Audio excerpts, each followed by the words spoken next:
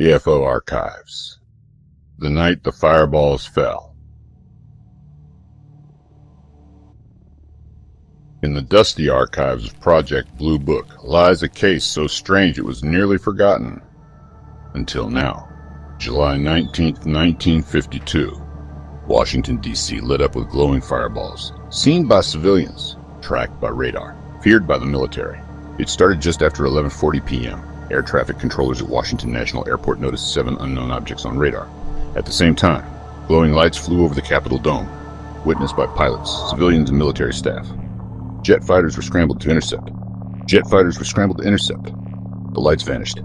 Then, once the jets left, the lights returned. The sightings continued the next night. Same pattern, same lights, same radar returns. The government called an emergency press conference. They blamed it on a temperature inversion. But internal documents revealed serious doubts among top officials. Some believed this was technology not of this earth. Project Blue Book closed the case, but the mystery never died. Why were the lights seen only when the skies were clear, and radar perfectly functional? What really flew over the nation's capital that July weekend? Maybe the real question isn't what we saw, but why they wanted us to forget. More strange stories coming soon. Subscribe for more UFO encounters from the archives. Drop your theory in the comments. Another supposed participant of the post-eruption rescue mission stated that his Air Force unit was sent to the Mount St. Helens area to help with the devastation. They were issued M16S and green helmets marked Guard and were told to protect some of the military's medical tents and to prevent unauthorized people from entering the tents. This witness said he saw doctors guiding unusually tall people or creatures wrapped in overcoats with their heads covered into the medical tent. The injured beings were always covered with clothing and bandages so that their faces and hands could not be seen. Step into a world where ordinary lives vanish without a trace, leaving behind haunting questions and eerie clues that defy explanation. From a young girl hitchhiking from a summer camp to a businessman lost in the skies, these 5 spine-chilling stories from the past will grip your imagination. Were they victims of sinister forces, tragic accidents, or something far stranger? Dive into the archives of the unknown and discover the unsettling truths behind these enduring mysteries. Each one a puzzle that's baffled investigators for decades. Listen, if you dare. Disappearance 1. Connie Smith Constance Christine Connie Smith, born July 11, 1942, disappeared July 16, 1952, was a 10-year-old American girl who vanished after running away from her YMCA summer camp in Connecticut on July 16, 1952. She was last seen hitchhiking, and her disappearance remains unsolved. Circumstances of disappearance.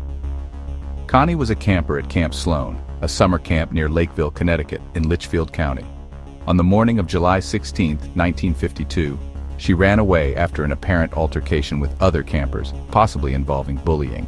She was last seen attempting to hitchhike at the intersection of U.S. Route 44 and Belgo Road near Salisbury. Family background. Her parents, wealthy Sundance, Wyoming rancher Peter Franklin Smith and Helen Jensen Smith, divorced in 1949 and lived on neighboring ranches. Connie primarily lived with her mother, but spent significant time with her father, who remarried in 1950. Peter was of Danish descent, son of former Wyoming Governor Nels H. Smith. Helen's parents, Carl Christian and Esther Jensen, were Danish and Swedish immigrants. Connie and her older brother, Wyoming politician Nels J. Smith, were baptized in the Wyoming governor's mansion.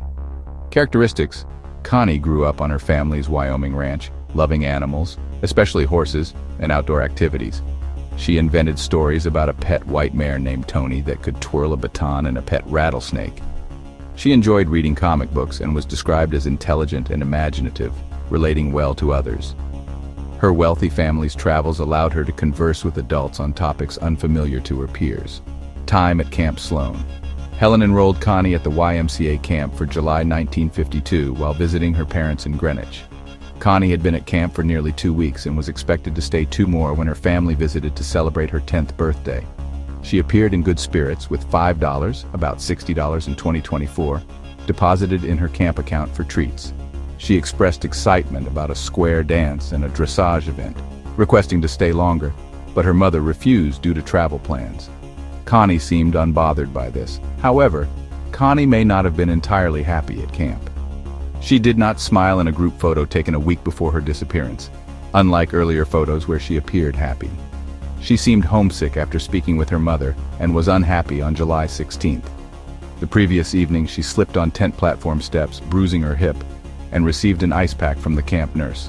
That morning, a tent mate accidentally kicked her in the face, bloodying her nose, and her glasses may have been broken during horseplay with other girls. At 7:50 a.m. on July 16th, Connie said she was returning the ice pack to the dispensary, but left it in the tent and walked half a mile down a dirt road to the camp entrance. Extremely nearsighted without her broken glasses, she struggled to see. The camp gatekeeper saw her at 8:15 a.m. picking wildflowers, mistaking her for a counselor. Connie, 5 feet tall, 85 pounds, with long arms and flat feet, wore a red windbreaker, brown bandana halter top, navy blue shorts with plaid cuffs, tan leather shoes, and a red ribbon in her shoulder-length light brown hair. She had blue eyes, was suntanned, and her eye teeth were erupting.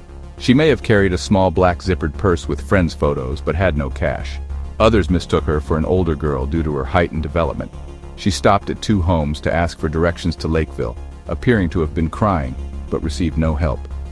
She was last seen at 8:45 a.m. hitchhiking at US Route 44 and Belgo Road, 1.4 miles from camp, possibly to call her mother privately.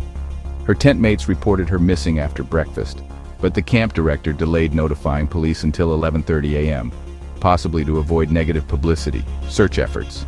Connie's family connections drew significant media attention.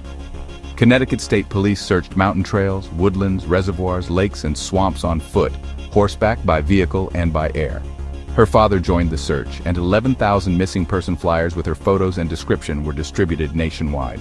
Her dental chart was published in the Journal of the American Dental Association to aid identification. Despite extensive efforts, no trace of Connie was found. Theories: accidental death. Investigators considered she might have been hit by a car, with the driver hiding her body, but no blood or hit-and-run evidence was found. Another theory suggested a concussion from her fall caused amnesia or a brain injury, leading her to get lost or drown, but no body or belongings were found. A known serial killer. A Connecticut State Police investigator believed Connie was picked up by an opportunistic killer while hitchhiking, possibly buried or dumped in a water-filled iron quarry.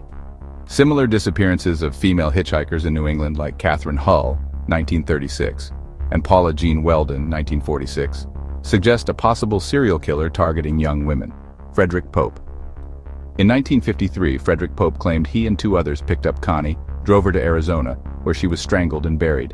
He later recanted, admitting he fabricated the story for attention after seeing a TV program about Connie. His account had inconsistencies, and he had a history of mental illness. Little Miss X. In 1958, an unidentified teenage girl's body was found near Grand Canyon National Park with dental similarities to Connie. A 2018 DNA test against Connie's brother ruled out a match. William Henry Redmond, suspected serial killer. Redmond was investigated, but denied involvement and passed a polygraph test. No evidence placed him in Connecticut in 1952. Disappearance 2, Charles Clifford Ogle. Charles Clifford Ogle, January 21, 1923, disappeared circa August 12, 1964, was a San Francisco and Oakland businessman and developer who vanished after a flight in 1964. Career Ogle worked as a loftsman for Tampa Shipbuilding Company before joining the U.S. Navy in 1943 during World War II, receiving flight training and serving on the USS John D. Ford. After the war, he was a securities salesman in Sacramento until 1950. When he joined the U.S. Marine Corps during the Korean War, rising to acting first sergeant. From 1954 until his disappearance in 1964, he was a developer and builder in the San Francisco Bay Area. Disappearance on August 12, 1964, at 6 p.m. Ogle took off from Oakland International Airport in his Cessna 210A, tail number N9492X, without filing a flight plan or contacting the tower. Initially reported to be heading to Reno, Nevada, a private investigator later determined his destination was Las Vegas. He was never seen or heard from again. During the 2007 search for Steve Fawcett's missing aircraft, 3 unidentified plane wrecks were found in the Sierra Nevada. One speculated to be Ogle's Cessna, but only one was partially identified, and no further details emerged. Reed Taylor Jepson, born May 28, 1949, disappeared October 11, 1964, was an American teenager who vanished with his two dogs while walking them in Salt Lake City, Utah, on October 11, 1964. Despite extensive searches and media coverage, neither Jepson nor his dogs have been found. Born to Elizabeth and Edward Jepson, Reed was one of 12 siblings living in Salt Lake City, with a summer home in Montana. A sophomore at East High School, he played football and worked as a paperboy. He was a popular student who enjoyed training his German short-haired pointers for bird hunting. On October 11, 1964, after attending church, Jepson went to feed and walk his two dogs, kept 200 yards from his home, telling his sister he'd return in half an hour for dinner. A friend saw him walking the dogs near the College of St. Mary of the Wasatch at around 1 p.m. He wore a white knit cotton shirt, a reversible black and blue parka, blue Levi's jeans, and gym shoes. Neither he nor the dogs returned. Investigators found no evidence of foul play, but his family believes he was taken against his will as he left his belongings, including paper route earnings, behind. He was a white male with blonde hair, blue eyes, and dental braces. The Salt Lake City Police Department considers his case their oldest active missing person case, re-examining it in 2010. A 2012 search of a gully yielded no results. His family placed a tombstone for him at Larkin Sunset Lawn Cemetery, where his deceased parents are also buried. Alice M. Corbett, born 1905, disappeared November 13, 1925, was an American woman who went missing from her Smith College residence hall in Northampton, Massachusetts. Her case remains unsolved. Born and raised in Utica, New York, Corbett was a junior in good academic standing at Smith College. On November 13, 1925, her friend Jean M. Robeson was found dead in her dormitory from accidental gaslighting asphyxiation. At 8 a.m., Corbett was seen leaving her Clark House dormitory room. When she didn't return, friends found a note in her handwriting stating, "Mother, I am going home," suggesting a confused state of mind. A physician reviewing the note suggested possible mental illness. Corbett was dating Amherst College student Thomas Sterling, who reported she asked him to buy poison a week prior, which he refused. Their letters indicated recent quarrels, but Sterling was cleared of involvement. Corbett was last seen wearing a dark dress and hat, a yellow raincoat, and carrying $75, equivalent to $1,345 in 2024. She was 20 or 21, 5 feet 7 inches tall, 112 pounds, with brown or dark hair and gray or blue eyes. On November 13th, college staff and students searched the campus. The next day, Massachusetts State Police and Boy Scouts searched areas including Mount Tom, where Corbett enjoyed hiking. Her father, James, offered a $500 reward, equivalent to $8,965 in 2024, and her description was broadcast on radio. Witnesses reported sightings in nearby towns, including a druggist noting her inquiry about trolley schedules, though trolley crews saw no one matching her description.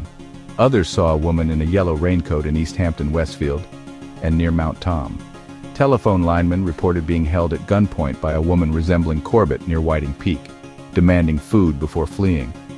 A report of a yellow slicker in the Connecticut River prompted speculation of her death. Police received many crank letters and hoaxes, including false claims of sightings and a message in a bottle alleging captivity, which led to fruitless searches. Searches of urban areas, woodlands, and waterways continued into 1926, with James offering a $1,000 reward in 1927.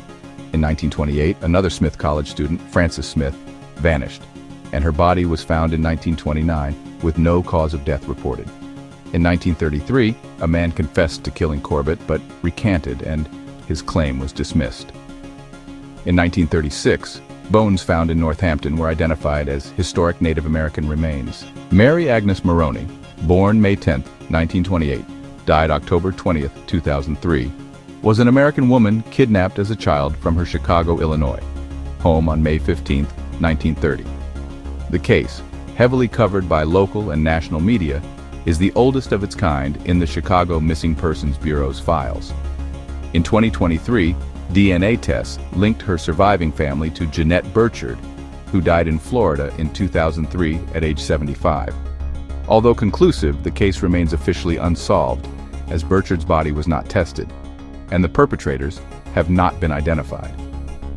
Born in Chicago to Michael and Catherine Maroney, Mary Agnes was the elder of two daughters, with a younger sister, Anastasia, 11 months old at the time of the kidnapping. The family lived in poverty at 5200 Wentworth Avenue, with Michael earning $15 weekly distributing handbills. A relative's letter to a welfare agency, mentioning their plight, inadvertently revealed their address. On May 14, 1930, a well-dressed woman, about 22, with protruding teeth and a cultured voice, identifying herself as Julia Otis, visited the Maronis, claiming to be sent by a social worker. After Catherine shared their struggles, the woman offered to take Mary Agnes to California temporarily, promising she'd return fat as a butterball. Catherine refused but accepted $2 from the woman, who promised to return. The next day, the woman brought baby clothes, noting Catherine's pregnancy, and offered to take Mary Agnes to a store for clothes and shoes.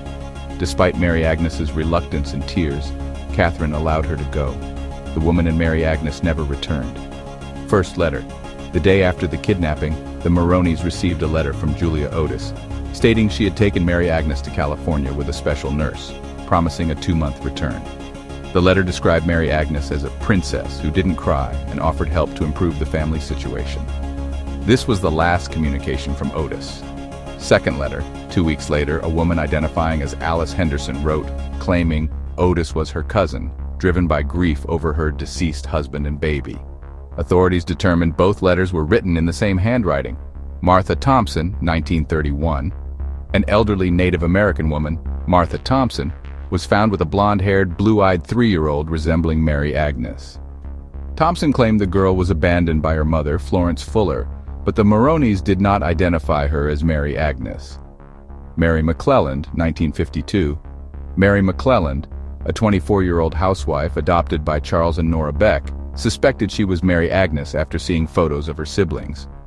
Initial dental and physical comparisons supported this, but a physician's claim of delivering McClelland in 1927, a baby photo from 1928, and the absence of a scar from Mary Agnes's naval operation disproved the match.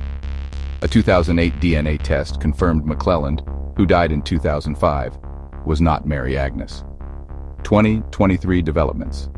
In February 2023, DNA testing linked Mary Agnes's family to relatives of Jeanette Burchard, who died in Florida in 2003 at 75. Mary Agnes's daughter, Terry Arnold, suspects her adoptive mother, Jeanette Celeric Darris Anderson, may have been involved in the kidnapping, but has not been formally accused. These 5 haunting disappearances, Connie Smith, Charles Ogle, Reed Jepson, Alice Corbett, and Mary Agnes Maroney, remain shrouded in mystery, their fates a lingering enigma in the annals of history. Despite exhaustive searches, countless theories, and fleeting clues, the truth eludes us, whispering through time. Will new discoveries or hidden secrets one day bring closure, or will these stories forever haunt the edges of the unknown? The past holds its secrets tightly, but the search for answers continues. Something is moving through the forests, deserts, and canyons of North America, and witnesses believe it may be Bigfoot. From violent tree shaking in the remote backcountry of Alberta to bone-chilling howls in California's Kern Canyon, from terrifying knocks deep in Washington's forest to the relentless rock-throwing that drove seasoned hunters out of Nordegg, the witnesses are different, but the pattern is the same. The stories we've gathered here span decades and thousands of miles. Campers, hikers, hunters, and even entire families describe the same encounters. Overwhelming silence before an approach, the smell of musk or decay, heavy footfalls circling from the tree line, and, when ignored, intimidation so forceful it drives even the most experienced outdoorsmen to flee. Some saw towering figures vanish into the timber. Others were pursued, chased, even screamed at as they barely escaped with their lives. Still others returned to find massive footprints and tufts of coarse hair left behind. Are these sightings proof that Bigfoot is more than just a legend? Are we dealing with a territorial species or something even more intelligent? And why do these encounters seem to be increasing? Ryan Layton doesn't scare easily, but for the past 13 years, the 39-year-old Utah native has been chasing something in the state's wilderness that makes even seasoned hunters hesitate to enter the forest after dark. He believes Bigfoot is real. "This isn't a myth," Layton said quietly, his eyes narrowing. "I've seen too much. I've heard too many stories from people who weren't supposed to be scared. But were. These things are out there. They're watching us." Layton, a self-employed entrepreneur, has never seen the creature himself. but he's walked the trails where others swear they locked eyes with something that defies explanation. He stood over massive footprints in the mud, heard guttural cries echoing through the mountains at 2 a.m., and listened to trembling voices recount encounters they wish they could forget. You'd be shocked how many Utahns have had close encounters, Layton said. I've personally spoken with at least 30 or 40 people who looked one in the face. These aren't people seeking attention. Some of them still won't go back into the woods. Most sightings share disturbing details. An unbearable stench that hits before anything is seen, animals reacting in sheer panic, and a towering shadow that seems to stalk from just beyond the tree line. Dogs that will run straight at a bear or cougar will turn and run from Bigfoot, Layton said. I've seen horses bolt like they've been spooked by death itself. Whatever these things are, animals know. They know before we do. 80% of reported encounters happen at night, when the forest is at its most silent and unforgiving. Witnesses describe feeling watched, the kind of presence that raises the hair on your arms before your brain catches up. It's always the smell first, Layton said. Rot, musk, like something that's been dead a week. Then you feel it, the weight of it, and you hope it stays in the shadows. Some campers claim their trucks and trailers were violently rocked in the dead of night. Others describe something circling their camp, slow and deliberate, never coming too close but never leaving either. It's as if they want you to know they're there, Layton said. But they don't want you to see them. That's worse somehow. Skeptics demand proof, bones, fossils, a body. Layton understands, but he says the lack of evidence makes the reality even more disturbing. You'd think someone would have found a skeleton, he admitted. But we haven't. And that tells me we're dealing with something smarter than we want to believe. Something that doesn't want to be found. Some researchers have gone further, connecting the phenomenon to UFOs and extraterrestrial beings. Layton doesn't fully endorse the theory, but he doesn't dismiss it either. I can't rule anything out, he said. We might be dealing with something introduced here. Something not from here. There's a darker theory that's persisted for generations, particularly among those with deep ties to early Mormon history, that Bigfoot is Cain, cursed to wander the earth for eternity after killing his brother Abel. The story comes from an 1830s account by LDS apostle David W. Patton, who claimed he encountered a towering, hairy man. Layton doesn't believe the creature is Cain, but he understands why people cling to the idea. When you're out there and the woods go silent, he said, it feels biblical. Like you're standing in the presence of something ancient, something that's been here since the beginning. The Uinta Mountains are Utah's prime suspect. Their vast, rugged wilderness holds secrets few humans have ever uncovered. Native American lore adds weight to the theory. The Ute tribe speaks of a creature called Sasquatch, honored in cedar-burning ceremonies. There's even a place on the Ouray Indian Reservation where sightings have been reported for centuries, though the area is sacred and off-limits. There are petroglyphs out there, Layton said. Depictions of hunters with feet far too large for their bodies. The message is clear. They knew. They've always known.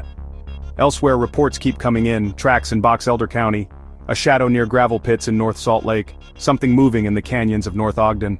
People are terrified to go public with what they've seen, Layton said. They don't want to be laughed at, but the stories are consistent. Something is out there. Layton's obsession began in 1980, when a series of sightings rocked the quiet town of South Weber. He promised himself then that he would get to the bottom of the mystery. He's seen footprints since. He's heard a scream in the Uintas that chilled him to his core, but he's still waiting for the encounter he both dreads and longs for. I'd like to see one, he admitted. But part of me wonders if I'd survive it. These things don't want to be found. And if they don't want you there, you won't be there for long. The glow of arcade screens flickered like distant galaxies in the Massachusetts Institute of Technology Students Center. Young technocrats leaned over consoles, their fingers twitching across joysticks like nervous spiders, blasting pixelated alien invaders into oblivion. But only a few feet away, the games ended.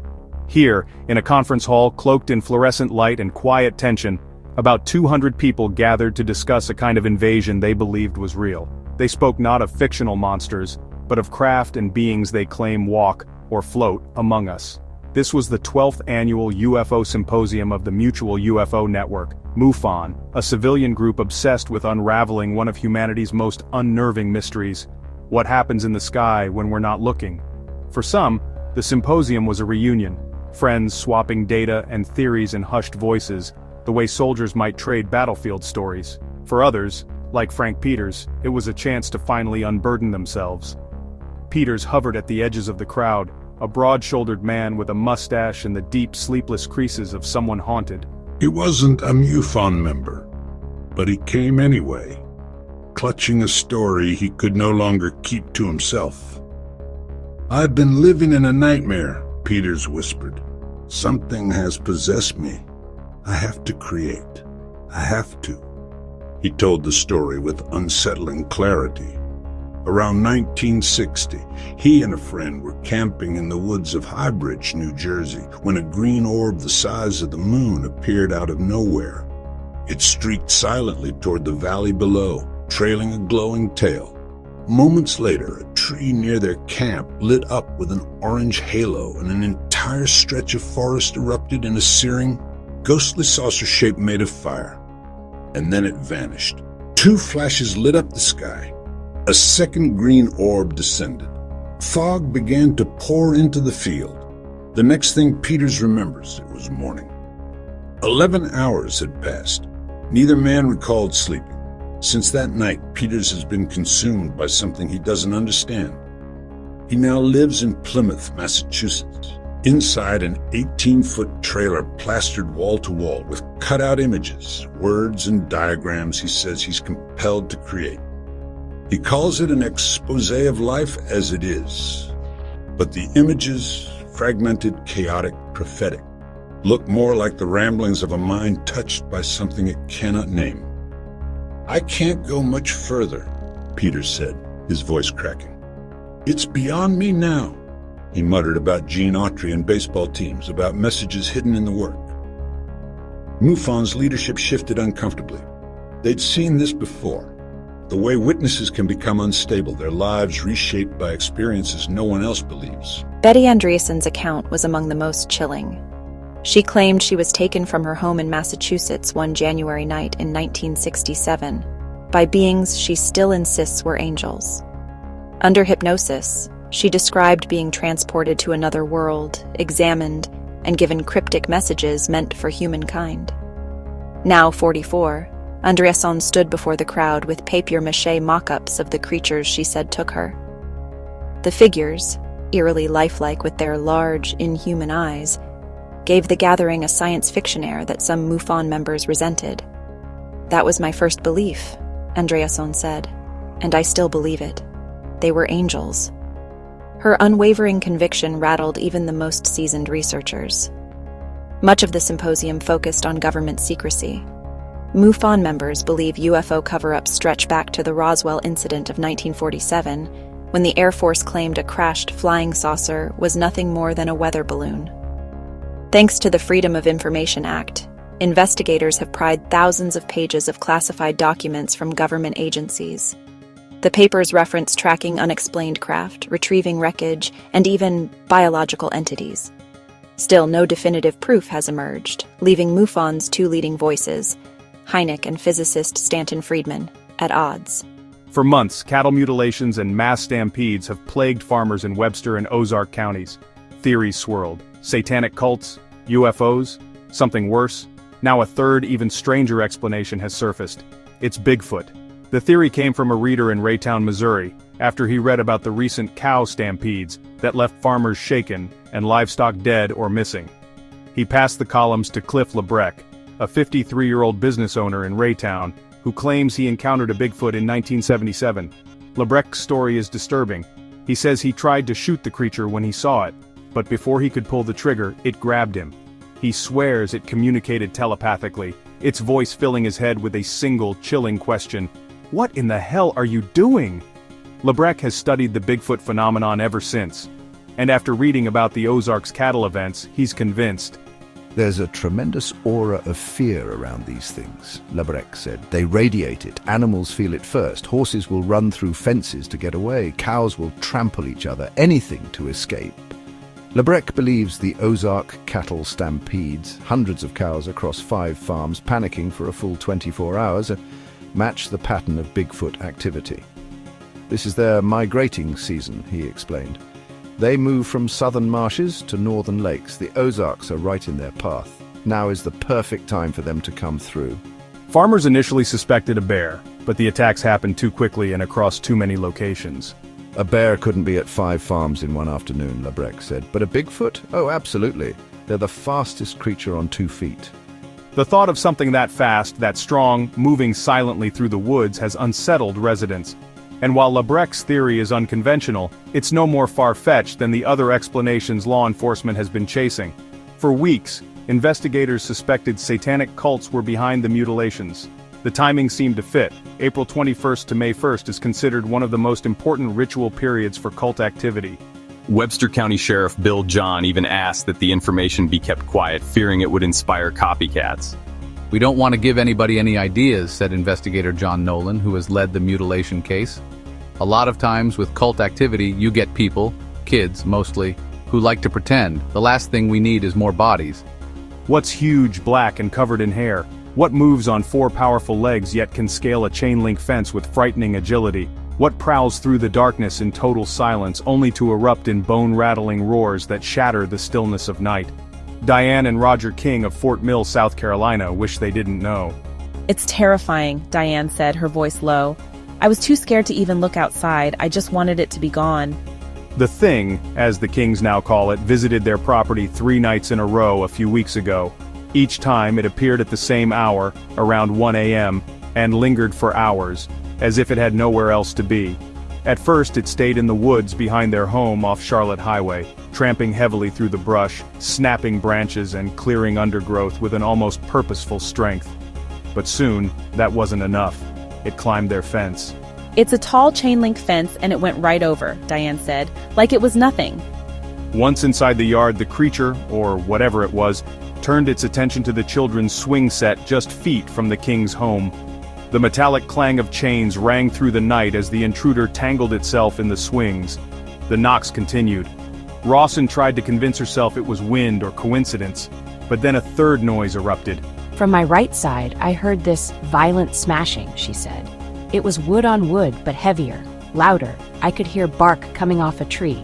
It wasn't a stick, it was like someone was breaking logs in half.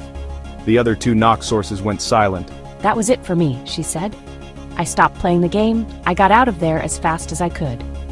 Rawson says she smelled skunky odors on previous hikes but never thought much of it. Now she's not so sure. I know Washington has Bigfoot sightings, she said, but I never imagined it could happen here. This isn't some endless wilderness. It's just a patch of woods. She's right that the location is small compared to Washington's sprawling forests, but wildlife officials note that deer are plentiful in the area and cougars are occasionally spotted. The question is, what else might be living there? The incident is eerily similar to reports from rural communities in Missouri, South Carolina, and Utah, where residents describe hearing wood-knocking patterns deep in the woods, often followed by mutilated livestock or unexplained animal panics. The forest was silent when Amber Webster raised the spotlight.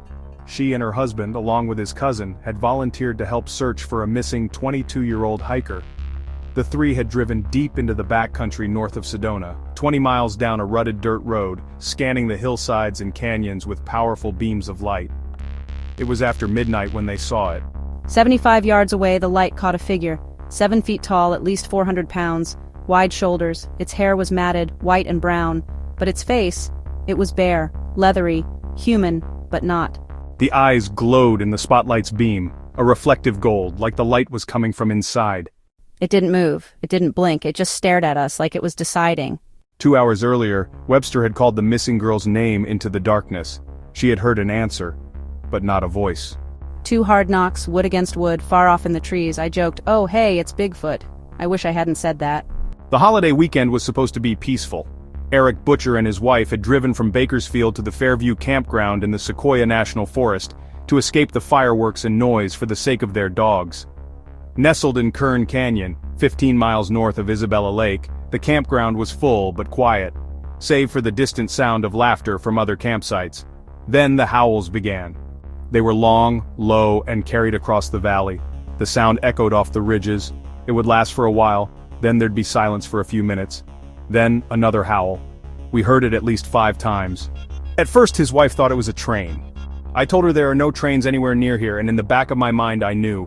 I'd heard recordings before, it sounded exactly like them.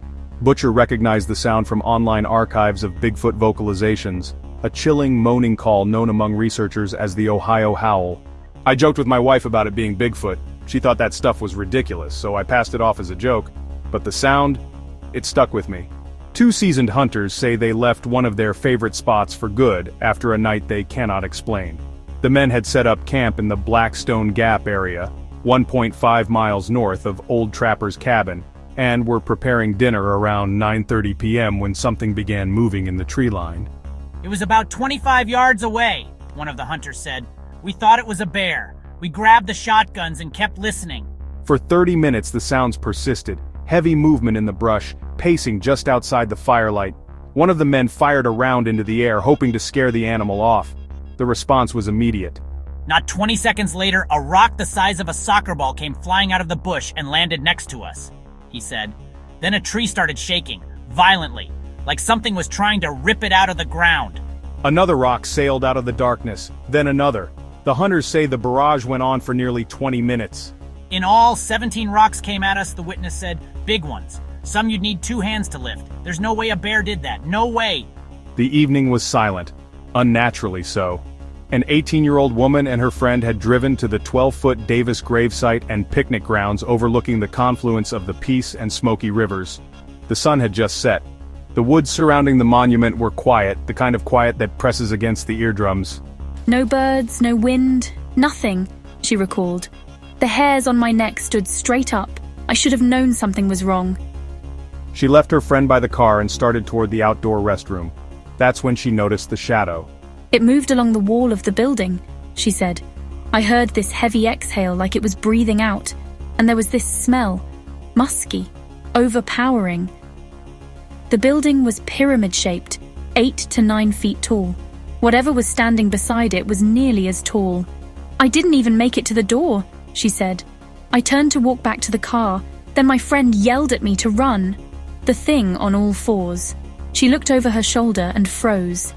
"This thing was crawling after me," she said.